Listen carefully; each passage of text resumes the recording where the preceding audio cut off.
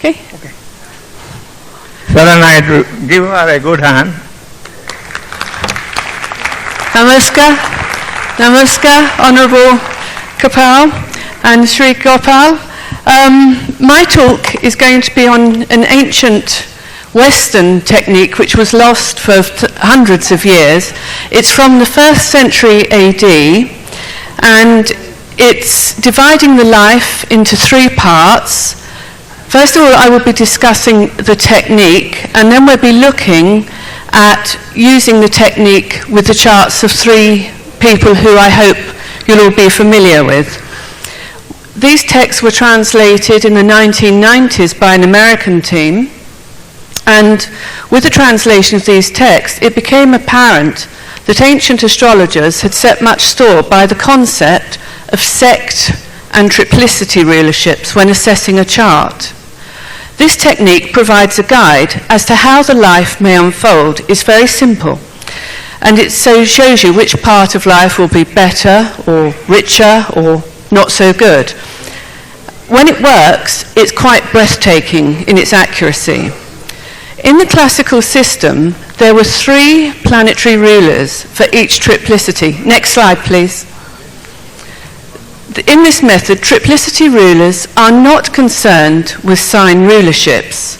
The triplicities are fire, earth, air, and water. They were assigned 3 planets to rule over them, and depending on the condition of these 3 planets, they indicated what could be expected during a lifetime when they were called into play in their time periods. So first of all, I'll look at the concept of sect and see how this is applied when using triplicity rulerships to indicate which part of life will be most auspicious. Sect is simple. Next slide, please. It simply refers to whether the sun is above the horizon, next slide please, or below the horizon. This gives us a diurnal or daytime or nocturnal or nighttime chart. Everything comes from the sun. When the sun is above the horizon, the sun is sect-like. Next slide please. So the sun above the horizon, it's a daytime chart. When the sun is out of sight, below the ascendant-descendant axis, next slide please, as here, the moon is sect-light. In the case of a nighttime chart, it doesn't matter where the moon is, in which house, which sign, or which hemisphere of the chart she's in. Everything comes from the sun and its location above or below the horizon. So the first consideration for ancient astrologers when assessing a chart was to see whether the native was born during the day or night. And this was vitally important as different rules were applied to the delineation or interpretation of the birth chart, depending whether the sun was up or down below the horizon. The planets' weightings, their ability to function, and their relationship with the light changed according to day or night consideration. And the lots, I don't know if you use, oh yes you must do, Arabic parts or the lots, they're also calculated differently if the chart is diurnal or nocturnal.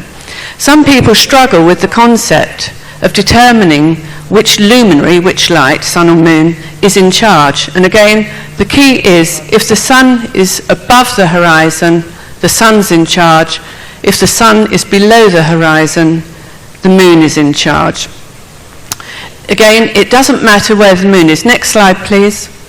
In a new moon chart, here we have the sun and the moon below the horizon, and the moon is set light. Whichever light is in control, you look at the triplicity in which it resides. And this is the second part. Next slide, please. Like the triplicities are, as we all know, or in Western astrology, fire, earth, air, and water. And again, 3 planets are given to each element as triplicity rulers. Now, fire and air signs are considered masculine. Next slide, please. The fire and air signs are considered masculine, and Saturn was given to the air and fire triplicity. Earth and water are feminine, and Mars was given to the water triplicity. So this is what I say, it's not to do with sign rulerships as in Western astrology. So even when Saturn is in Aries, the sign of his fall, he has some dignity by being in triplicity rulership. Mercury is given to the air triplicity. Now he changes gender according to whether he rises ahead of the sun in the morning or sets after the sun in the evening. So he's masculine when he rises before and he's feminine when he rises after. Here's a table of the classical triplicity rulers. Next slide, please. So if you note, in both columns, the first two planets swap. The third planet remains the same, and that's called the participant. So in the fire signs, Sun is the first ruler of the first third of life, Jupiter is the second ruler of the second third of life, and Saturn is the ruler of the third third of life. In a nighttime chart, Jupiter is the first ruler, Sun is the second, and Saturn remains the third. And I'll just read you this from Dorotheus of Sidon. This is a 1st century astrological text. He writes, "Know the lords of the triplicities of the signs. The lords of the triplicities of Aries by day are the Sun, Jupiter, and then Saturn. By night, Jupiter, Sun, then Saturn," and so on. He continues, "I tell you that everything which is decided or indicated is from the lords of the triplicities, and as for everything of afflictions and distress that reaches the people of the world and the totality of men, the lords of the triplicities decide it." For example, next slide please. If it's a nocturnal chart, and here the sun is down in the bottom and the moon's at the top. So the moon's placed in a fire sign. You look at Jupiter first, as it's a nocturnal triplicity ruler of the first part of life. And as with any chart, you always assess the condition of the individual planet that you're focusing on. So if it's in a good house, it's in its exaltation, that's going to be really good. If it's in the 12th or the 8th house and it's got poor aspects, it's in detriment or fall, it's not going to be quite so hot and cooking then. So in this chart, Jupiter is in the 9th house, he's strong, but if he were in another sign, that you'd say the first part of life would be so-so. Then we come to the Sun, which although angular and with an exalted planet next to it, it's not in such a good house in Libra. So you'd say that the second part of life would show much promise, but it wouldn't perhaps fulfill the promise indicated. There'd be something lacking or not quite right.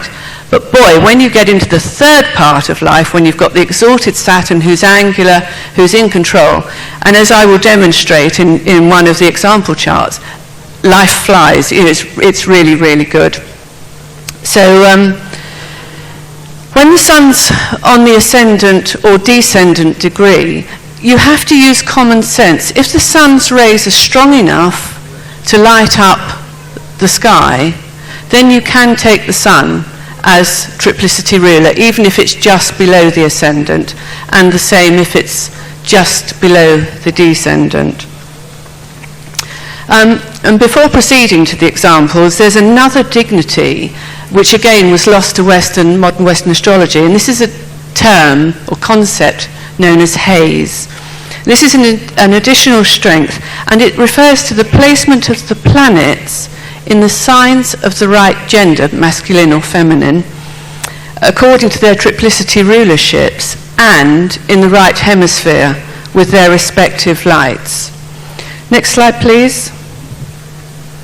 So here we have the masculine planets. Jupiter and Saturn are in air signs, which is a masculine sign.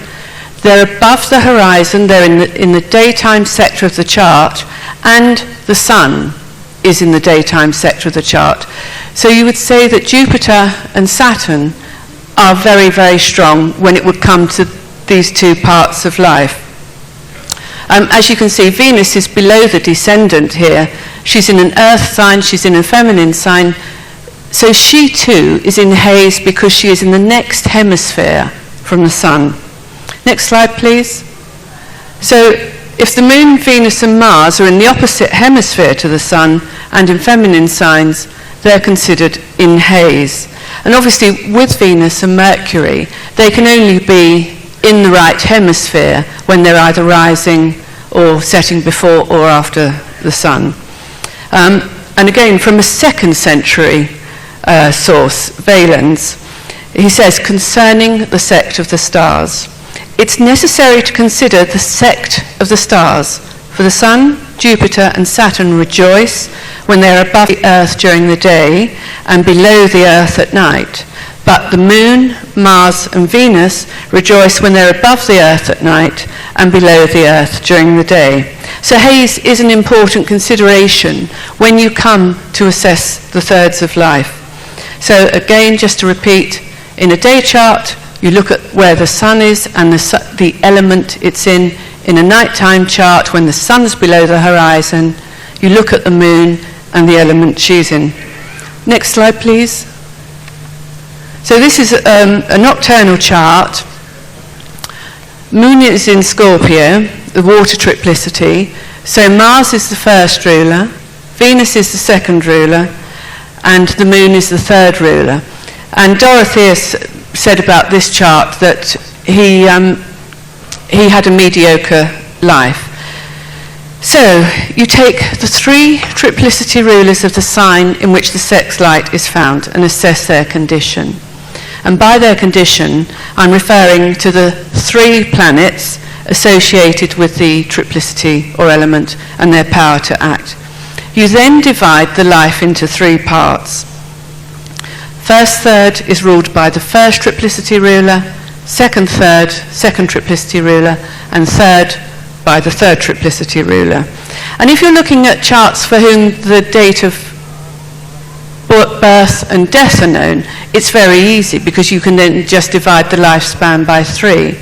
But when you have people who are young, or like a lot of us, we're all still here, we're still alive, hopefully, we don't know our end date.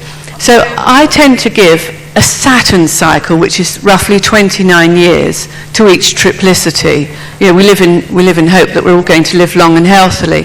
And if you go beyond the sort of 80 odd years, whatever it is that the 3 triplicity rulers give you, that's a bonus.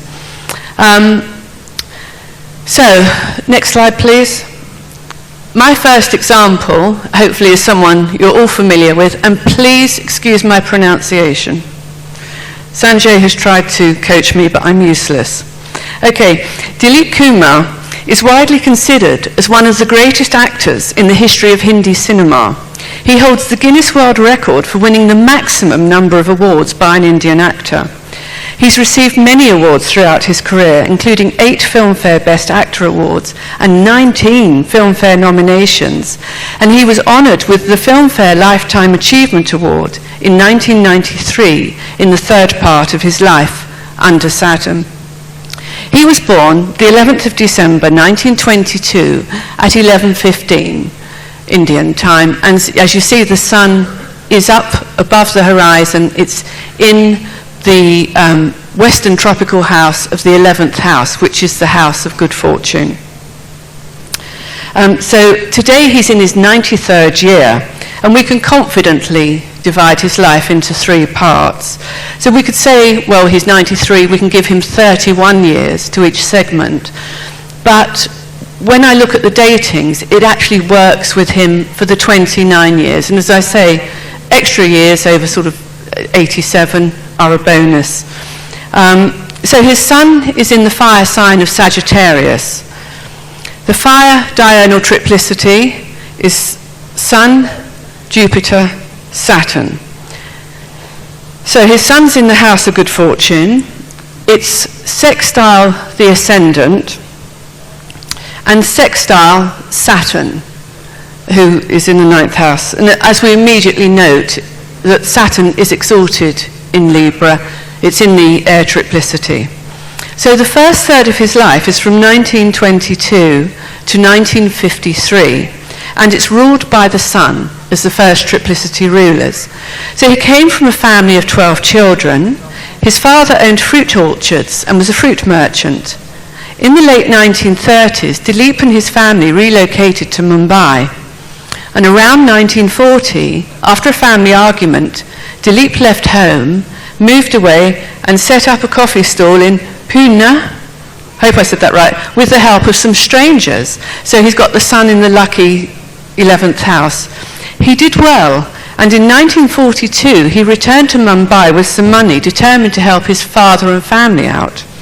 He arrived at the railway station. Oh, and I must say, please, I've taken this from Wikipedia, so if some of it doesn't quite accord with what you know, forgive me, it's Wikipedia, I blame.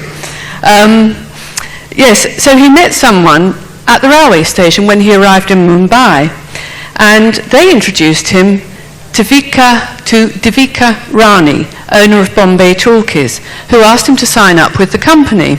Initially, he worked as a scriptwriter before his first film role in 1944. In his next film, Jugnu, 1947, his star shone, and he appeared in a succession of hits. And in 1952, he was the first actor to win the Filmfare Best Actor Award for Darg, and he went on to win it a further 7 times in his career. So the first part of his life was rather good. I mean, although like all lives, it had its ups and downs. It would appear he got lucky through his friends and acquaintances, sun in the 11th house. He now moves into his second period of life, which is 1954 to 1985. And this period was governed by Jupiter. Jupiter's in the 10th sign. It's angular. It's accompanied by Venus, the lesser benefic. Jupiter is square to the rising degree and sextile to the moon. So I'll come back to this Jupiter in a minute. As he entered this middle period in the 1950s, he took on more light-hearted roles, and in 1960 appeared as the Prince Salimi in the big budget epic historical film Mughal Azam, which as of 2008, I got the nod on that one, was the second highest grossing film in Hindi history. From the mid-60s to the end of the 70s, his career slumped, and he retired from the movies for 5 years. So back to this Jupiter, it has very little dignity here in Scorpio. It's in a feminine sign. It's angular by sign. It's accompanied by a Venus in detriment. There's really not a lot to recommend the governing planet of this period of his life. So if we take the 29 mean average period, we arrive at 1981. And here is where it gets exciting. Third and final period of life. So the third period of life comes under Saturn, triplicity ruler of air. Saturn is exalted. It's in haze. It's also, as I said, triplicity ruler of the air, triplicity. So it's really strong. It's trine the ascendant, which it rules, and it sextiles the sun, exactly. In 1981, Dilip returned to filmmaking. In 1982, he won another Filmfare Best Actor Award for his role in Shakti. In the 90s, he went from strength to strength in his public career. He was awarded a great many honours by the Indian government. The last one, last year in 2015, long after he'd retired. And in 1997, the government of Pakistan also honoured him with their highest civilian award. So this is a wonderful demonstration of an exalted Saturn over the final part of life. Now, next slide, please. Okay, you all know this chap. My next superstar also starred alongside Dilip, Amitabh Bachchan, thank you. He was born the 11th of October 1942 at 1600 hours. So his sun is above the horizon. So again, a daytime birth. And his sun is in the air sign of Libra. And the 3 triplicity rulers of air are Saturn, Mercury, and Jupiter. So today he's 73. So we know he's in his 3rd cycle. So we'll give him a Saturn cycle for each triplicity ruler. His first cycle ended at the age of 29 in 1971. His second period falls under the rulership of Mercury and ends 2000 when Jupiter, down there in Cancer, takes over. So starting with Saturn, Saturn's in a masculine sign down here in Gemini in the 4th house. It's co-ruler of the air triplicity, so it has extra dignity. It's square the ascendant and trine Venus, Mars and Mercury and the Sun. But Saturn isn't in haze because it's in the opposite hemisphere to the Sun. So although it's in a masculine sign, it hasn't got all the strength that you would hope for. So it's good, but it's not remarkable. So from 0 to 29, it seems his upbringing was middle class, and although his father was a noted poet, there's nothing outstanding throughout his childhood and teens. He gained his BA from Delhi University, and his initial career was as a freight broker here in Kolkata. I mean, that's a good, solid Saturn, isn't it, moving things around. After a few years, he fancied a change and moved to Mumbai to see if he could break into films. He got his first film role in 1969, but that film didn't do well. However, he continued, and as he moved into his second triplicity rulership of Mercury, his life began to take off. So we're looking now 1971 to 2000. And this is quite a dynamic Mercury, even though in tropical Western astrology it's combust and is in the 8th sign. It has a certain amount of dignity because it's in an air sign, of which it's triplicity ruler, and it's with its dispositor Venus. It also has reception with Saturn by exaltation and dispositorship. Now to the negatives. This isn't so good. It's with a detrimented Mars. It's combust. And as I said, it's in the 8th house. And this positioning could perhaps account for the considerable difficulties, as well as the rewards that he got through this period. So remember, this started in 1971. In 1972, he married and began his rise to stardom. He appeared in the film Zangier, which made him an action movie star. And from the 70s through to the early 80s, he appeared in more than 100 films, including 2 of the most important in Hindi cinema history. He starred in Diwa, gaining a Filmfare nomination for Best Actor. And then in August 1975 was Sholay, which became the highest grossing film of all time in India. And these 2 films are cited by India Times Movies as amongst the top 25 must-see Bollywood films. And then came troubles. In 1982, he had a terrible accident whilst filming, and he was lucky to survive. He was hospitalised for months and nearly died. After this accident, he decided to change course and became a politician in 1984 through to 1987. He left politics due to some problems, we'll leave it at that, and briefly returned to making films, but all was not good. He then encountered severe financial difficulties, and perhaps it's Mars, ruler of his second house, in detriment in the 8th house. It seems his star had crashed and burnt. So the 90s played out, and then we come to the new triplicity ruler from 2000, Jupiter. So here we have an exalted Jupiter in Cancer, in the 5th house, which is in Western astrology. It's the house of acting, pleasure, ambassadors, joy, good fortune. And Jupiter is out of sect because it's in a feminine sign and it's below the horizon from the Sun. But nonetheless, it's hugely dignified because it rules the ascendant. And it obviously it trines the ascendant. And now his star shone. He was crowned Superstar of the Millennium in 2000 at the Filmfare Awards. So he's gone from really, really, really awful times to, wow, superstar. Immediately this changed onto his Jupiter exaltation. In 2000, he began hosting the Indian version of Who Wants to Be a Millionaire. In June 2000, he became the first living Asian to appear in wax at London's Madame Tussauds Museum.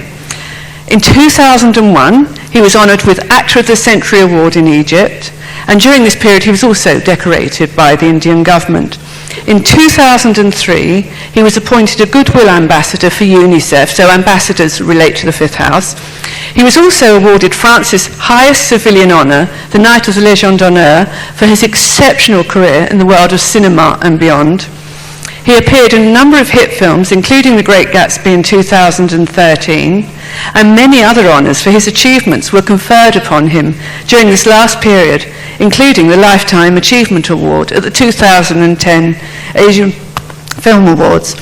So from a not very good, putting it mildly probably, middle part of life where he was in danger of losing everything, including his life, his star has risen and continues to shine brightly, even today.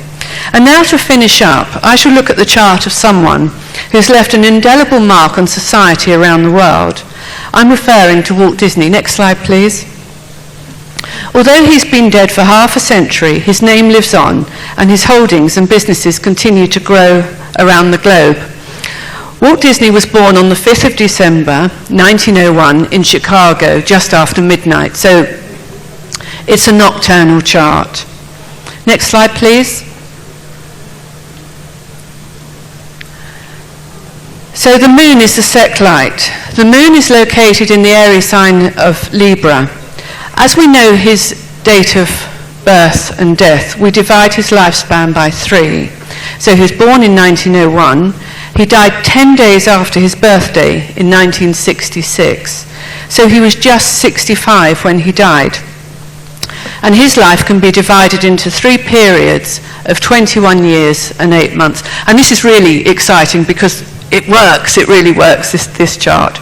So the 3 nocturnal triplicity rulers, as I said, Mercury, Saturn, Jupiter. Next slide, please. So the first part of life is under Mercury. So from the age of 0 to 21, 21 years and 8 months, and the 8 months are quite important. So his Mercury is in the 3rd sign from the ascendant. It's cadent. It's got no aspect to the moon, who is the lady of the chart. And it's got no dignities by term, triplicity, or joy. It's peregrine. It's in the 3rd house, which denotes much wandering anyway. But although it's peregrine, it's actually not debilitated. It just means it's a wandering planet. There will be much movement in this part of life. So as I said, it can't see the lights, but it does aspect Mars, Saturn, Jupiter, and Venus. And it's got a sextile degree to the ascendant, of which it is the dispositor. And in its turn, its dispositor, which is Mars, is in its exalted sign and almost at its exalted degree of Capricorn. So this gives him an exceptionally strong drive and determination, with an ability to work long and hard in pursuit of his dreams. Very briefly, his early years, he was the 4th out of 5 children. In 1906, his father bought a farm in Missouri, and it was on this farm that Walt credits with having his love of animals and the countryside and his understanding of them. His father wasn't a very successful businessman, and at the age of 9, the family had to move. They had to sell the farm. So already they'd moved quite a few times before they settled on the farm, and then they moved to Kansas in 1910. In Kansas, Walt didn't go to school until he was 9 years old, so he was quite behind with his schooling. And his father needed the children to go out to work, so he got a paper round for his 2 boys. And Walt had to get up at 4:30 in the morning to do the paper round, go to school, then work in the evening and at weekends. So he had no time as a child to rest or play or do normal things. And not surprisingly, his schoolwork was poor. The family moved back to Chicago in 1917. In 1918, age 17, so this is just after the First World War, he was accepted by the Red Cross and sent to France for a year, where he became an ambulance driver. He returned to America in 1919 and moved to Kansas City. He got a job at the Kansas City Film Ad Company, and the company's owner allowed him to borrow a film camera to experiment with at home, making animated films. So Disney decided this was the path he wanted to go down. He wanted to become an animator. And in 1920, animation, let alone cinematography, was still a relatively new art form. So he started a business with a friend, and they made cartoons to be shown at the local cinemas. And his first short animation premiered in March 1921, just as he's coming to the end of this first part of life. And although he gained some success, he was losing money and was forced to close the studio. And at the same time, in March, his parents and younger sibling moved away, leaving him alone. And he endured very, very hard times trying to get established and follow his dreams. But he stuck with it, all those planets in Capricorn, keeping him there, keeping him with the drive and determination. So he had plenty of changes during this first period. He suffered financially. The life, both family life and his own life on his own, wasn't stable. But now we come to his second triplicity ruler, Saturn. And here the picture changes dramatically. So next slide, please. So remember, we look at the element in which the sect light is residing. So we're looking at the air sign. So here we come to Saturn. And this is from August 1923 to April 1945. Excuse me. So, oh, golly, sorry. So looking at the Saturn. Saturn's strong in its own sign of tropical Capricorn. It's accompanied by a strong exalted Mars. And as mentioned earlier, Mars gives the drive and the tenacity to keep going with his cartoons. And Saturn's also close to the greater benefic and the lesser benefic. And Venus, is in her joy in the 5th house. And Saturn can see the sect light by square, but he can see the light. And he can see the ascendant by trine. And the 5th house is traditionally associated with the arts, pleasure, and entertainment. And we've got a very strong stellium of planets in this Earth chart, this material chart. It's true that Jupiter's not at ease in Capricorn, but it's because it's a sign of his fall. But I think the strength of the other planets helps support this Jupiter.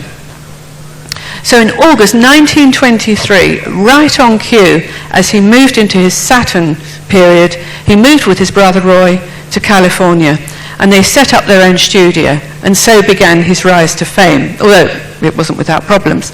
Financially, he was again under pressure from his backers, who sought to actually steal the Disney name. So due to the need to rapidly come up with something to stave off financial ruin, he gave birth to Mickey Mouse in 1928. Next slide, please. And, oh, sorry. It's all right, don't worry. Stay there. So the rest they say is history. In 1929, Mickey Mouse appeared in Steamboat Willie, which was the first talking cartoon. So that's 1929. In 1932, he won his first Academy Award, and he also received a special Academy Award for the creation of Mickey Mouse.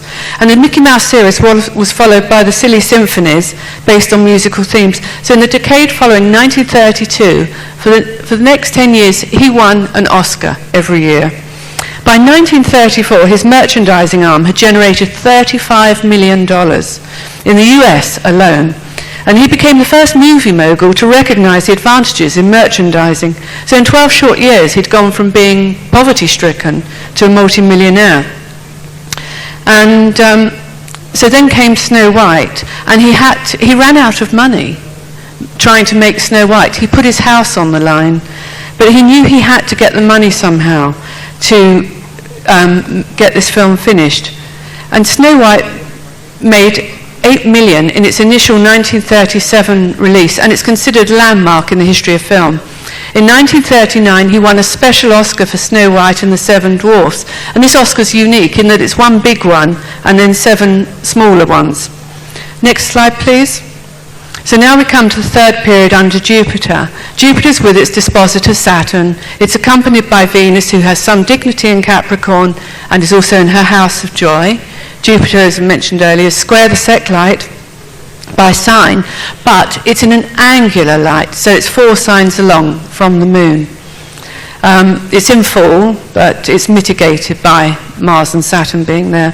So as we know, Jupiter's principle is expansion, and in Capricorn, this expansion manifested in the creative arts and property.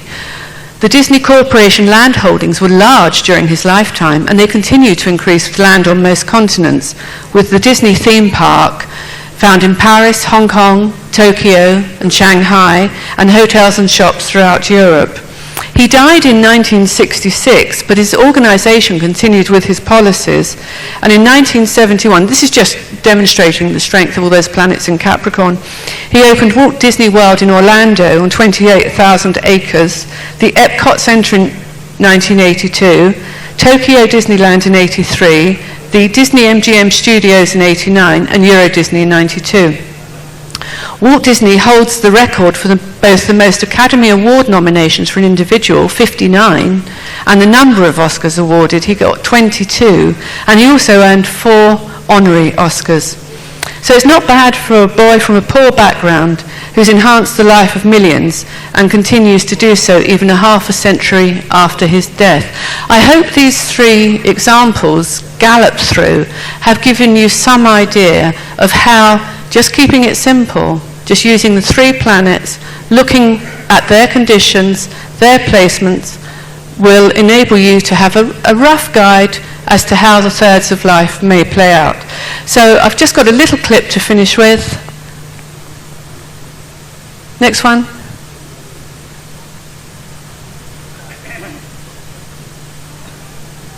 All you gotta do is look for the bare necessities, the simple bare necessities. Forget about your worries and your stress. I mean, bare necessities of Mother Nature. Next slide, please. Bring the bare necessities of life wherever I walk. Next slide.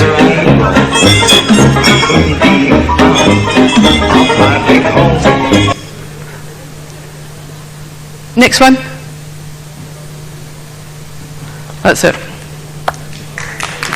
So, thank you all.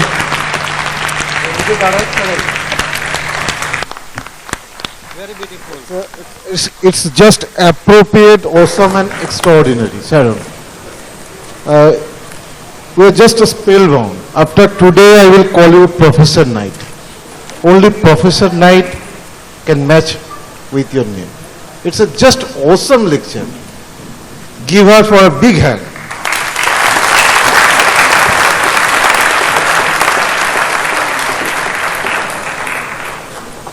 शेरॉन के बारे में आपको एक जानकारी